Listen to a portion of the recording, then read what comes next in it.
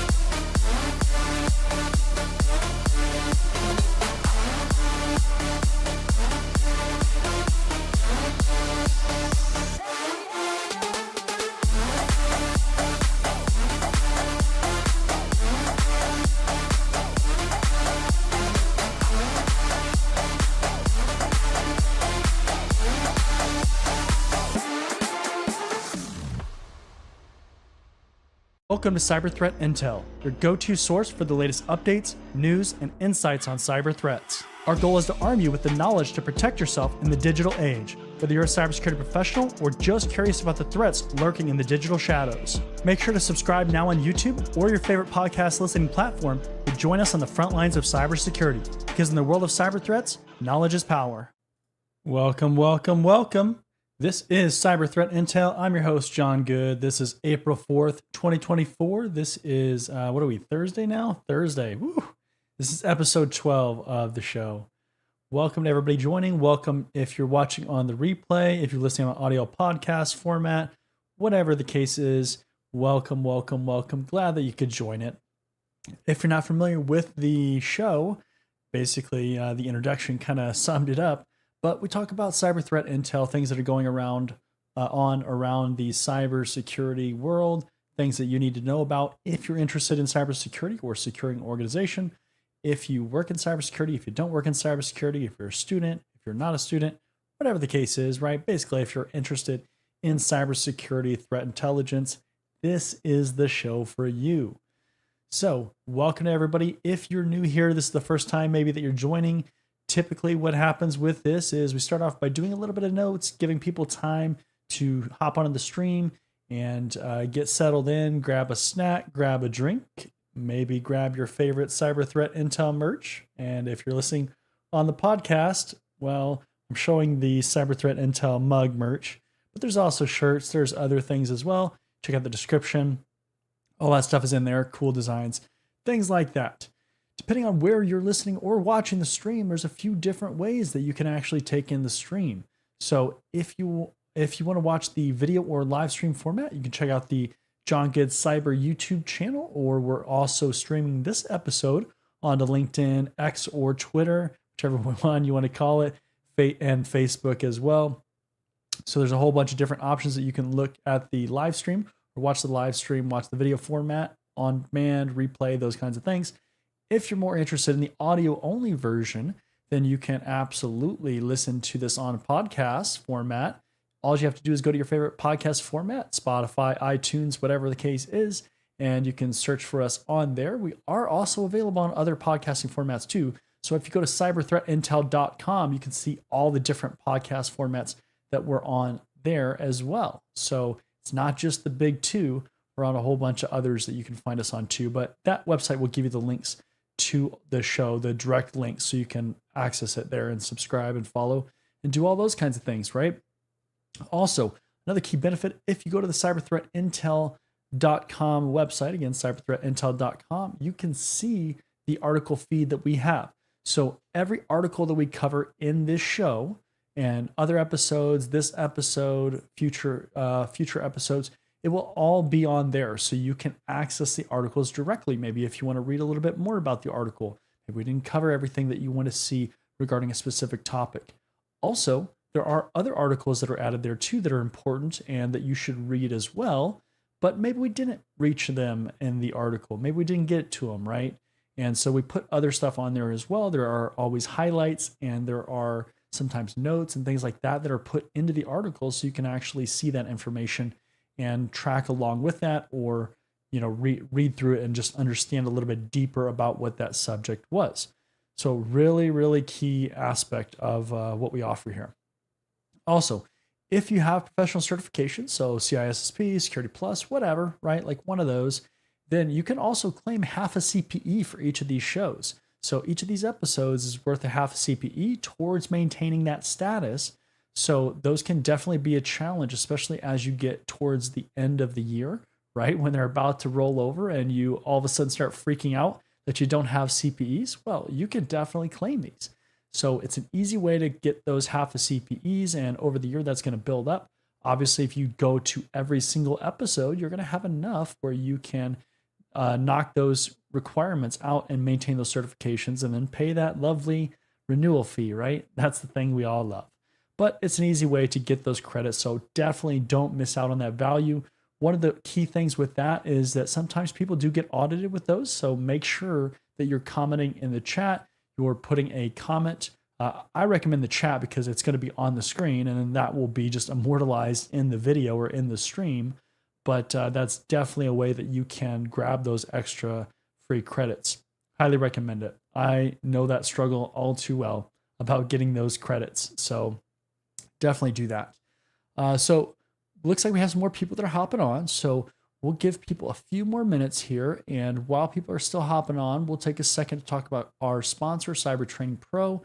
And when that is finished, I will see you on the other side. Are you tired of overpaying for cybersecurity training? Are you interested in training from industry professionals? Are you looking for cybersecurity career services? If you answered yes to any of those questions, then cybertrainingpro.com is the perfect platform for you. At Cyber Training Pro, we're a one-stop shop for all your cybersecurity needs. We can train you for industry certifications or just improve your overall knowledge and skills in a certain area. Unlike other platforms, we don't stop there. We can also coach you throughout your career, practice your interview skills, or create a high-performing resume with our career services. CybertrainingPro.com isn't just another training platform. Students get exclusive access to our private community where we go beyond training courses to provide additional content, tips and tricks, and engagement with both other students and staff. Look, by the year 2025, there could be as many as 3.5 million job openings in cybersecurity. With so much opportunity, why not maximize your career potential with a platform that cares about your success? Come join us at cybertrainingpro.com and start building your future today. All right, thanks to cybertrainingpro.com. Definitely check that website out. That's where I put all my training, all my courses, everything like that. There's a whole bunch of offerings and things that you can use to further your career, and they're really valuable in anybody's career in cybersecurity. So it counts as IT too, right? If you're in IT and you're just kind of interested in cybersecurity, that's a great resource as well. So definitely check that out. If you're a company and you're stumbling upon this and you want to sponsor content, make sure to check out the description because there is more information about how you can initiate that conversation, kick those conversations off with us. We love our sponsors. Sponsors help keep this content free for our viewers, which is amazing. And we really appreciate that. I know our viewers appreciate that too. So check out the description if that applies to you. So with that being said, we're going to go ahead and kick over to my screen here. I'm going to pull up the first article and we'll get started here. So first article, Microsoft reveals how much businesses will have to pay to keep using Windows 10 securely. So this is going to be a very valuable lesson for anybody that's new to the career field or that is just trying to get into the career field, because this is a real thing, right? Like this really happens. Microsoft is ending support for Windows 10 on October 14th, 2025, and you'll need to pay yearly if you want to continue using the operating system securely. Microsoft will offer extended security updates, ESU, for Windows 10 users with prices starting at $61 for the first year. So if you're not familiar with this life cycle of technologies, one of the things that happens in organizations is that, obviously eventually technology kind of becomes obsolete. There's new versions, whatever the case is, right? You see this probably in your own life cycle as well, your own life with technology, right? You have a cell phone, maybe that smartphone, that iPhone or whatever it is becoming obsolete, and you want to get the latest and greatest. What is the latest and greatest for iPhones? Is it 15? You want to get the latest and greatest version, right? And maybe the old version doesn't get the right updates or enough updates and whatever, right? Like you want the new features. It goes with anything, right? Operating systems with your own personal use too. And it happens in businesses, right? And typically what happens, especially in businesses, is sometimes you are not able to transition fast enough because instead of upgrading one device for $200 or whatever it is, you have to upgrade maybe 1,000 devices. Maybe that's 1,000 devices at $200. More than likely, it's probably not because you have some kind of volume pricing. But if you can't switch over by that time period when it's going to go obsolete or end of life, it's called, companies like Microsoft for Windows, they will offer this extended program or this extended updates program where you can continue to get updates and continue to maintain that for a certain period of time. Now, it's usually not free, right? Like they're going to incentivize you to switch over, but that can give you some breathing room as far as making the transition, especially in companies. If you're switching over a whole bunch of devices, it's going to take time, right? Like that is how it is. It's not going to happen instantaneously. So this is kind of along those lines, right? The pricing for additional security updates will be offered to consumers For the first time ever with Windows 10, businesses and consumers will need to purchase ESU licenses for each Windows 10 device they plan to keep using after the end of support cutoff date next year. So that's another key point, right? Like as a consumer, typically this is not available to you. This is typically only available to business users, enterprise users, those kinds of organizations. And it's still the same kind of idea, right? Like where you have to pay a fee in order to maintain that or keep updates coming. But now end users, consumers can do that too. And I think that's interesting because obviously with Windows, sometimes that irritates people. Sometimes people don't want to get on the latest and greatest version of Windows, especially initially. They want to keep on that legacy operating system. Hopefully you're not still running Windows XP. I'm sure there's probably some people out there that in some form or fashion are running Windows XP and it's just not working very well for you. But with Windows 10, if you don't want to go to Windows 11, this is going to be an option for you. For businesses, the first year is priced at $61. It then doubles to $122 for the second year, and then it doubles again in year 3 to $244. If you enter into the ESU program in year 2, you have to pay for year 1 as well, since the ESUs are cumulative. So they're updates that are stacking on top of each other in true Microsoft fashion, right? If you get the update packs, sometimes they don't, they're not all inclusive. They are incremental updates, so you need those in line. Just like if we're talking about backups and incremental backups, differential backups, those kinds of things, right? Typically, it's not a full just go at it where you get everything in one update package. But again, remember, I said they're incentivizing you to try to go to that new version, because if you have to pay $244 in year 3 and the other years, right, for the updates, that is not really going to make sense for an end consumer. And businesses, again, it could make sense. It just depends, right? Depends on what it is. But keep in mind that once software goes end of life, if you don't do this, that's the problem, right? You're not going to get updates that are going to keep the operating system secure. And that's why there's an incentive for you to either do this or to upgrade so you don't have a vulnerable operating system. It says Microsoft typically only offers subscriptions for extended security updates to organizations, like we already talked about, that need to keep running older versions of Windows. This time around, it's different as there are still a large number of people on Windows 10 nearly 9 years since its release in 2015. Now, if you have Windows 11, Windows 10, you've probably seen a lot of forced updates, forced notifications that are saying, hey, do you want to update to Windows 11? Hey, this is free. Do you want to do it? Do you want to do it? And they're like, yes, do it. And you're like, no! Right? Like you don't want to do it maybe. And one of the key things too that I'll say is sometimes we see this with software development organizations, companies that make software, because they have invested so much infrastructure, so much resources into this old version, and maybe this software, it's not going to live another 10 years, right? Maybe it's just going to live a couple years, and you need to maintain that, or it is so cost intensive for you to upgrade to Windows 11 or make the changes that it just doesn't make sense from an economical standpoint, from a finance standpoint. So these are all things that happen in the real world, like legitimately, these happen in the real world in companies. And it is a real concern from a security aspect, but it's also one of those things that is a trade-off, right? Does it make sense monetarily to do this, or can we just keep pushing forward with this old version? We know there's risk, right? We're going to accept that risk, and we're just going to keep on moving. So it's an interesting kind of conundrum, right? Microsoft is offering a 25% discount to businesses that use a Microsoft cloud-based update solution like Intune or Windows Autopatch, again, incentivizing you to update.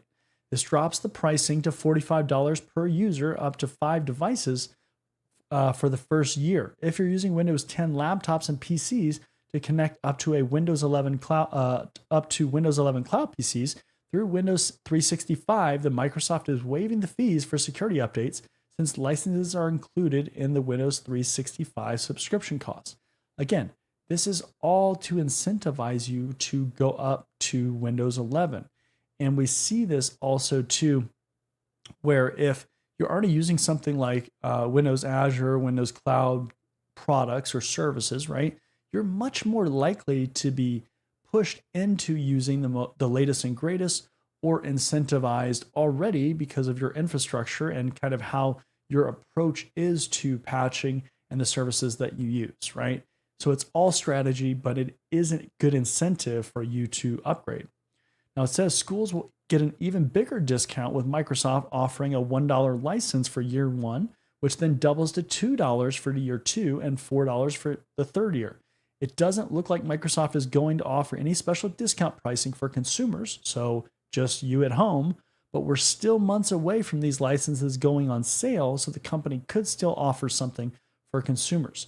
So this is kind of concerning though, right? So we talk about organizations and we talk about that incentive for them to upgrade, keep their network secure, run the latest and greatest operating system, right? For sure, key, right? But then when we're talking about schools, right, we're talking about, K through 12 school, elementary school, middle school, high school, whatever, whatever you call it. If you call it something else in a different country, that's typically what we call it here in the United States. But that's like almost nothing, right? So they're definitely making it, heavily discounted for these extended updates because they know that in schools they struggle to have enough people on staff to manage their technology, to do these upgrades, things like that. They know it's going to take a while for those kinds of situations, right? You may have one person managing your network, 2, 3, like it's a couple people at most, right? And so it's just one of those things where they're trying to be careful with the schools. But on the flip side, from the secure aspect, right? If you're going to run an obsolete operating system, well, that's going to leave you vulnerable, and that might create other issues. But again, it's a cost-benefit trade-off, right? Cost-benefit analysis. And you have to analyze that and determine what your risk is and determine if that is feasible or if that makes sense for you to proceed in whichever way that you choose. So really interesting article, realistic situation that you might face in your career, especially if you work in, well, really any organization, certainly a school, right? Because you're going to have limited resources and it's a little bit different as far as the trade-off, right? Now, next article, Microsoft and Quantinuum say they've ushered in the next era of quantum computing. Quantum computing is certainly a hot button right now, right? It says Microsoft and Quantinuum today announced a major breakthrough in quantum error correction. Using Quantinuum's, and that is a hard word to keep saying constantly, right? I bet you can't say that 3 times. Quantinuum. I did it. Yes. Ion trapped hardware and Microsoft's new qubit virtualization system, the team was able to run more than 14,000 experiments without a single error. This new system also allowed the team to check the logical qubits and correct any errors that it encountered without destroying the logical qubits. Now, this gives the definition of what a qubit is, right? Because I didn't know what it was before I read this. But a qubit is the fundamental unit of computing in quantum systems, analogous with to a bit in a classic computer, but each qubit can be in multiple states at the same time and doesn't fall into a specific position until measured, which underlies the potential of quantum to deliver a huge leap in computing power. So this qubit is essentially the important part of quantum computing, right? Like that's kind of what makes it happen, just like we have bits on regular computers. Now it says, combining several different techniques, the team was able to run thousands of experiments with virtually no errors. That involved quite a bit of preparation and pre-selecting systems that already looked to be in good shape for a successful run. So they were careful with the systems they picked, but still that's a massive improvement from where the industry was just a short while ago.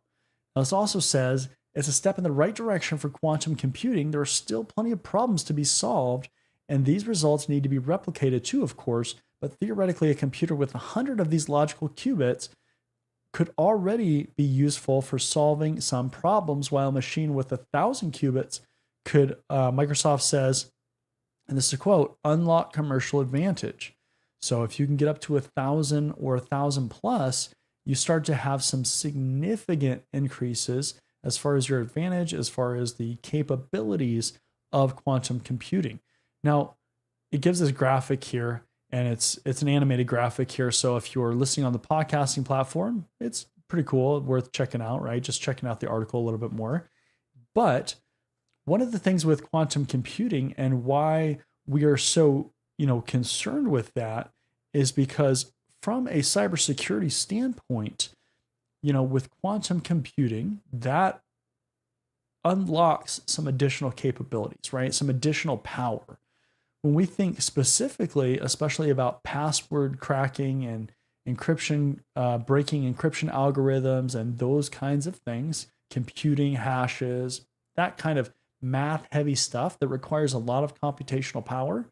Well, if you start introducing quantum computing, and again, this is why we're concerned from a cybersecurity aspect, especially, you start to unleash all this, massive power, right? Massive amounts of power that can then take something that, let's say, a password or a password hash or encryption algorithm would take 200 years to crack or 100 years to crack, maybe a 15-character password or whatever. Now it takes maybe an hour or a minute or whatever it is, right? Like there is this dramatic shift or dramatic shrink in how fast it takes. So it reduces it dramatically. And that's why we're concerned about it, right? From just an overall power standpoint, right? Massive benefits, right? You can do all of these computing algorithms and things like that dramatically faster. So it's kind of this give and take, right? There's pros, there's cons, and it depends on which end of the spectrum you're on or which side of that you're on, maybe what career field that you're in, what industry you're in, those kinds of things. And then you start to, kind of make up your mind as far as if quantum computing is good or if it's bad or whatever the case is, right? All right. So there's a quote in here too. It says, merely increasing the number of physical qubits with a higher error rate without improving that error rate is futile because doing so would result in a large quantum computer that is not any more powerful than before. So again, it comes to qubits, but it's also the error rate. So how accurate is this? Dennis Tom, the general manager for Azure Quantum, and Krista Savor, the VP of Advanced Quantum Development at Microsoft, wrote in today's announcement. So again, amount of qubits, how accurate all of this stuff is. Those two things matter because if you have a massive error rate, it doesn't matter. It's not going to make substantial or material difference in what you're able to do. So a lot more details in this article. If you're interested in quantum computing, highly recommend that you check it out. It's definitely worth understanding. Next article here, Google Chrome beta tests new DBSC protection against cookie stealing attacks. Google on Tuesday said it's piloting a new feature in Chrome called Device-Bound Session Credentials, DBSC, to help protect users against session cookie theft by malware. There's a quote here, by binding authentication sessions to the device, DBSC aims to disrupt the cookie theft industry since exfiltrating these cookies will no longer have any value, the company noted. We think will substantially reduce the success rate of cookie theft malware. Attackers will be forced to act locally on the device, which makes on-device detection and cleanup more effective, both for antivirus software as well as for enterprise-managed devices. The development comes on the back of the reports that off-the-shelf information stealing malware are finding ways to steal cookies in a manner that allows threat actors to bypass multi-factor authentication, MFA protection, and gain unauthorized access to online accounts. So we're talking about ways to increase the ability of decrease the ability of attackers to steal cookies. If you're not familiar with how that whole thing works, basically at a simple form, the cookie can provide a lot of information. It can help as far as identifying that you're a authorized or authenticated user. It can help identify permissions. There's expirations a lot of times with cookies. And one of the concerns with cookies is that if an attacker can take my cookie as an example, right? Like I go to a website, whatever it is, google.com, I authenticate, they can steal that cookie and then they can just take over that session, also called a session hijacking attack. that's an issue, right? We don't want those kinds of things to happen. And it can happen if they can steal the cookie, depending on what you have in place. So they're saying basically to shift the security, shift the countermeasures to the device. And that way, there's a lot of security up front, kind of taking care of basically protecting that chain, that communication channel. It says DBSC aims to cut down on such malicious efforts by introducing a cryptographic approach that ties together the sessions to the device such that it makes it harder for the adversaries to abuse the stolen cookies and hijack the accounts. Offered via an API, the new feature achieves this by allowing a server to associate a session with a public key created by the browser as part of a public-private key pair when a new session is launched. So they're trying to do this with different key pairs and essentially leverage encryption and those kinds of methods, cryptography, to help protect this. Now it says one crucial caveat is that DBSC banks on user devices having a secure way of signing challenges while protecting private keys from exfiltration by malware, necessitating that the web browser has access to the TPM. So if you don't know what TPM is, Trusted Protection Module, basically a Trusted Platform Module rather, but essentially it is what allows encryption at the hardware level. So if you have just recently upgraded to Windows 11, you may be familiar with this because Windows 11 started requiring this as far as hardware encryption. Mac devices also have this. Basically, it makes hardware encryption possible, right, with the operating systems. So it is something that is newer on systems. And when I say new, I mean, the last, 5, 6, 7 years, something like that. They started rolling more of these systems and with TPM chips on them out. But if you were to go back, 15, 20 years, especially mainstream consumer computers, you would not have a TPM chip on there for sure, right? Like that was not a thing. And so you'd have a lot of these systems, these computers that were not encrypted, right, at the hardware level. So kind of a change in how computer manufacturers and operating system manufacturers are starting to secure your devices, right? Now it says the company further noted that it's engaging with several server providers, identity providers, IDPs, and browser vendors like Microsoft Edge and Okta who have expressed interest in DBSC. Origin trials for DBSC for all supported websites are set to commence by the end of the year. So they're gonna start kicking this off pretty quick, right? We're already into April by the end of the year, so you're looking at roughly about 8 months, right, to get all this kicked off. All right, let's keep moving here. Next article here, NIST wants help digging out of its NVD backlog. So we'll go to the website here for this one because this did not carry over. But it says, after warning that it can't keep up with the exploding number of bugs submitted to the National Vulnerability Database, the NVD, the National Institute of Science, I'll make this a little bit bigger here. The National Institute of Science and Technology, NIST, has asked for additional resources from the U.S. government and the private sector. The agency said in February that it's experiencing delays updating the NVD.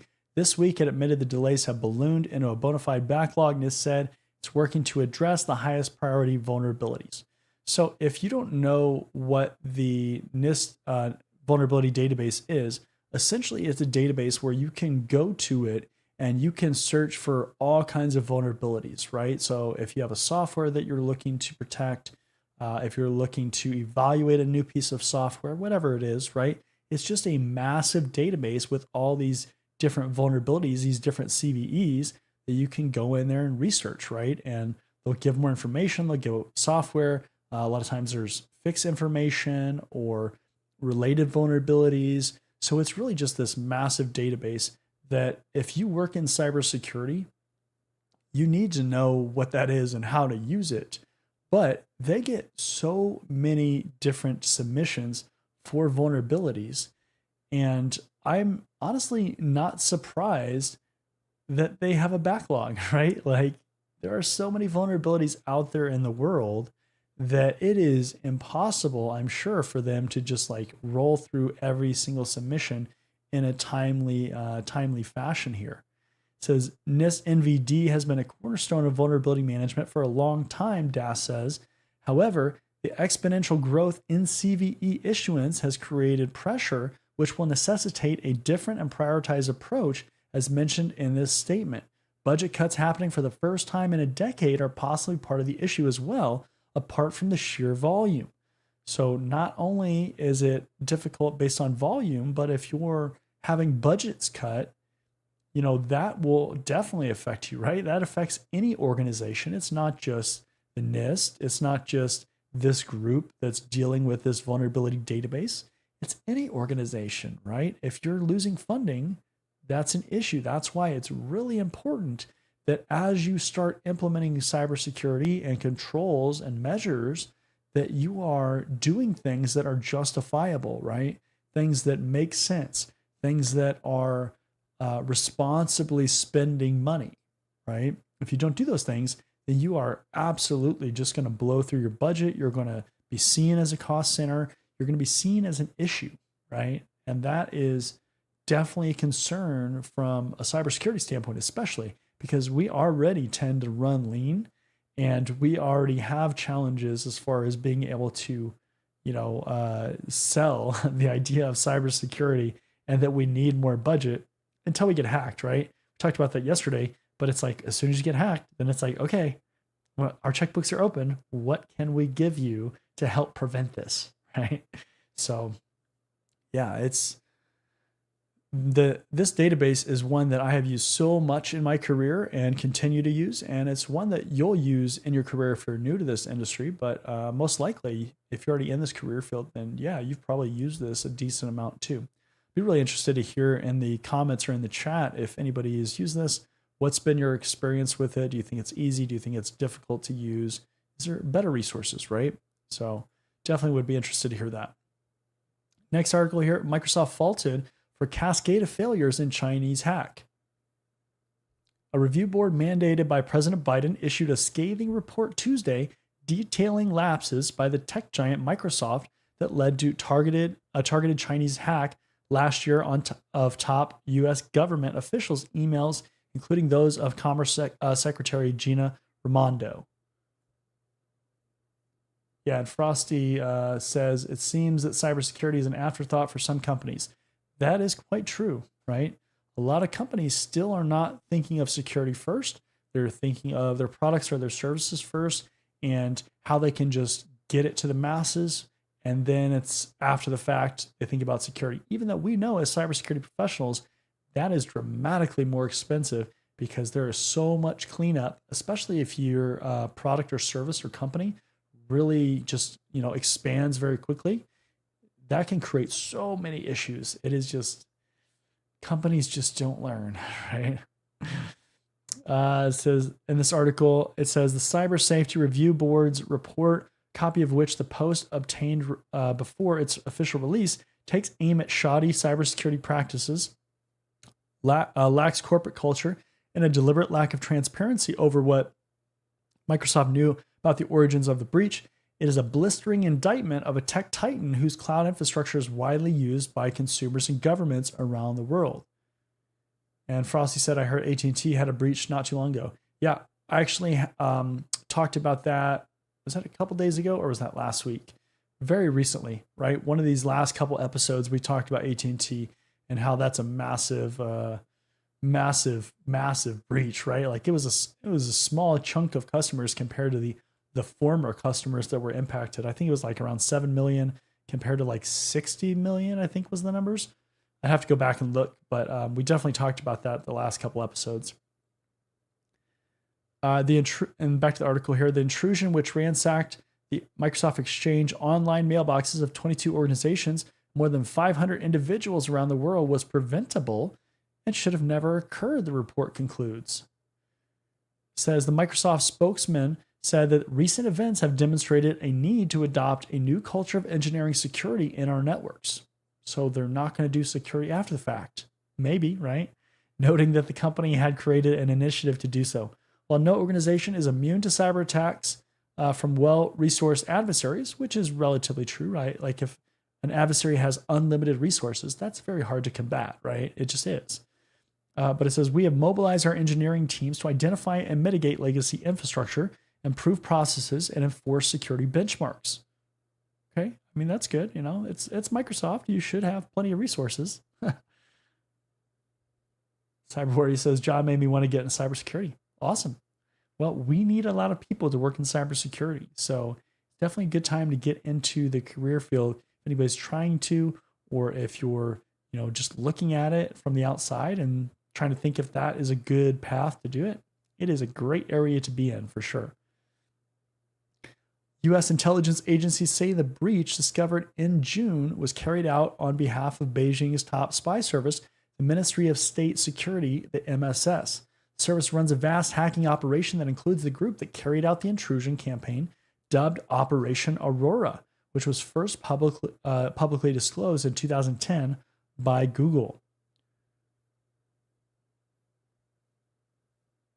Frosty, I appreciate that. Frosty says, I found him in my recommended, and he's very knowledgeable in the field. Try to. I mean, it takes a lot of work to get really good at this career field, and you're always having to learn, right? And that's why you watch episodes and shows like this, because you want to stay current with everything that's going on, and you want to continue to learn, right? Learn from people that have been there, that have done a lot of this stuff, and have a lot of experience to pull from. Absolutely. I appreciate that. Article says the U.S. government relies on Microsoft as one of its largest providers of software and cloud services, contracts worth billions of dollars a year, right? We know that the government is a major consumer of services and products, especially when it comes to software, things like Microsoft, obviously Office 365 and those kinds of things, Azure, right? Like all of these things, AWS, everything that it's using, the government uses in mass scale, right? It's not like they buy like one license of something.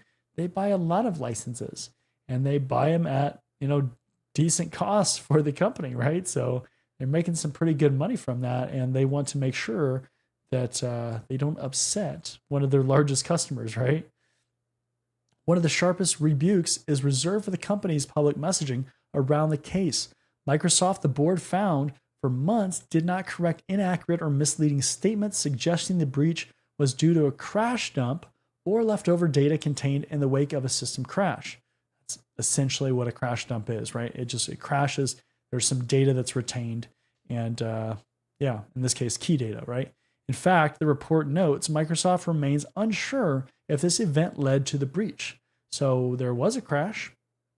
Did it result in the breach? They don't know, right? Frosty says, I can't lie, I've been lurking in the live streams for a bit. Well, I love when people join the live streams, especially.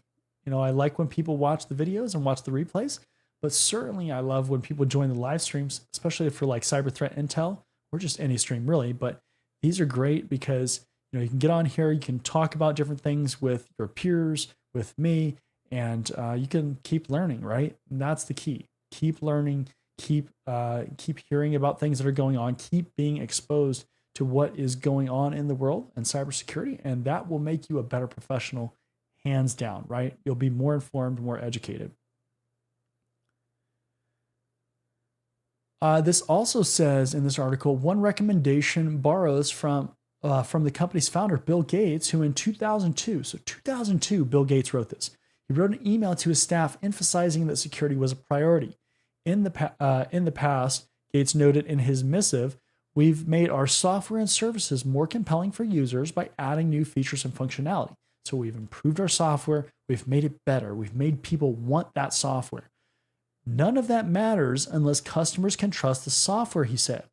Okay, that's a key point here from Bill Gates himself.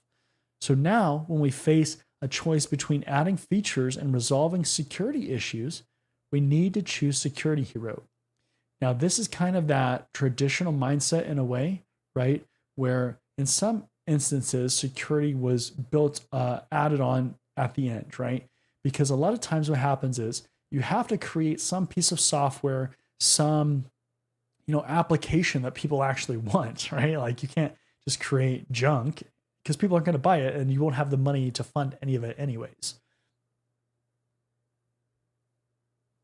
But if you create something that people want, You're going to start buying it. You're going to start making profit, right? Now, how do you spend that profit? Well, hopefully you're not so far along in the process and so set in your ways of development that you can't start implementing security. Most likely you're going to have a little bit of security from the beginning, right? You're going to do some best practices and things like that you should do, but you're going to obviously have to make up some ground at some point. This is kind of the turning point that companies reach, and they either keep pushing forward into this mass scale dynamic environment where they're constantly developing, they're constantly creating, they're constantly doing things, right? And they're not focusing on the security. And then they get 3, 4, 5, 6, 7, 8, 9, 10 years down the road, and they have massive issues, right? They have just become so vulnerable in how they're doing things because they weren't paying attention to security at all. That's when it's really big concern, right? Obviously, if you can implement security from the very start, that's the most ideal situation. But that's not how it always happens, right? But if you reach this turning point and you can start to correct your ways, start to implement security, start to amp up what you're doing, improve your applications and your security, then that is good, right? You want to start baking it into the process, at least at that point, before you get massive and it's just a nightmare to fix, right? And then you start losing people because they're just so frustrated because there's so much that has to change. And then at that point too, it's like, well, we're so successful, why would we change anything, right? So keep that in mind as a cybersecurity professional or as a developer, right? You don't want to reach that point where it is just so frustrating that everything is changing, right? Like literally everything has to change because you're just so deep into security, into tech debt, and that you have so many security vulnerabilities. It's going to be a nightmare to climb out of that hole, right? Like it's just, I've seen it so many times. It is just not a fun situation to be in. So keep that in mind. And this is Microsoft, right? Microsoft has massive issues. That's scary, right? So yeah, really, yeah. All right. So that is the last article for this episode. Again, this was episode 12 of Cyber Threat Intel, April 4th, 2024. This is Thursday. I'm your host, John Good. And also, remember, depending on where you're listening to the show, where you're watching it, we are available on YouTube, on the John Good Cyber YouTube channel. Also, this episode is being streamed to LinkedIn, Facebook, and Twitter or X, all under the John Good Cyber platform. So the John Good Cyber account, page, profile, whatever you want to call it, depending on the platform that you have. And Cyber Warrior says he has a soothing voice and presents his info organized. I feel lucky to get in here, and his Discord can't say how much I appreciate John. Hope to work with him once I get my degree and pass CCNA. Yeah. And remember, I mean, I have a lot of free content out there, a lot of stuff that is available just, on the YouTube channel, on my website, all across, right? You can always ask me questions, leave comments, join the Discord, ask questions there, all kinds of stuff, right? So there's a lot of resources.